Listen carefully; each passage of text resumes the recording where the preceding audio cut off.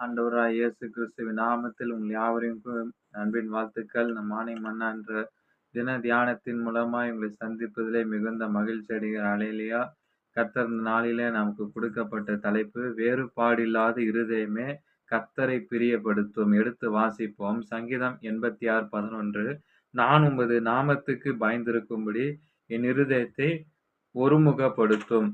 ஓசியாவின் நாட்கள்ல வாழ்ந்த இஸ்ரவேலர் புறஜாதி தேவர்களையும் ஜீவனுள்ள மெய் தேவனையும் தொழுதனர். எனவே அவங்களுடைய வேறுபாடில்லாத இருதயங்களை விலக்கி 3 வித வண்ணங்களை உருவாக்குகிறாராம்.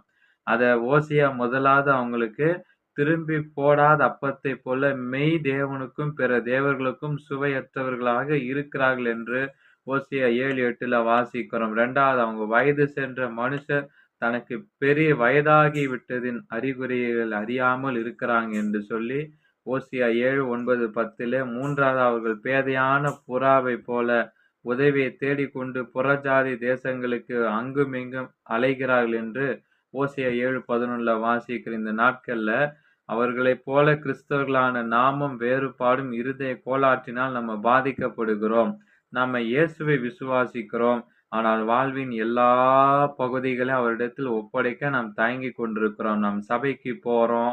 உலக பிரகாரமான வெற்றிய வேடிக்கைகள் அது தடை செய்தால் அனுதின விசுவாச வாழ்க்கையை வாழ நமக்கு ஒரு விருப்பம் இல்லை. ஒரு வேறுபட்ட இருதயம் ஆபத்தானது என்று சொல்லி அது நம் ஆவிக்குரிய வாழ்வை அழிக்கும். தேவ பக்தியை நீக்கி போடும். மற்ற உலக காரியங்களை நேசிக்க வைக்கிற இயேசு தம் சீஷர்களிடத்தில் 2 எஜமான்களுக்கு ஊழியம் செய்யக்கூடாது என்று சொல்லி அவர்கள் ஒன்றை நேசித்து மற்றவரை பகைப்பார்கள் என்று சொல்லி மத்தேயு 6:24 வாசிக்கிறோம். அன்பானவர்களே, ஒவ்வொரு நாளிலும் நமக்கு ஒருமுகப்பட்ட அந்த இருதயம் தேவையா இருக்கிறது.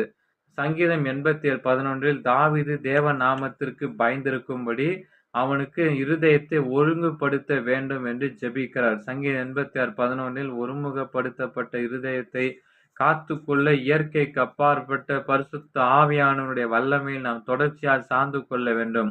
நம்ம அலைந்து திரிந்தால் விரைவாக ஆண்டவரிடத்தில் அதை அறிக்கை செய்து நம்ம மனம் திரும்பி அவருடைய சத்தியத்தில் நம்மை நடத்தும்படி அவர் நாமத்துக்கு பயந்திருக்கும்படி இருதயங்களை ஒருமுகப்படுத்த ஆண்டவரிடத்தில் கேட்போம். ஜெபிக்கலாம்.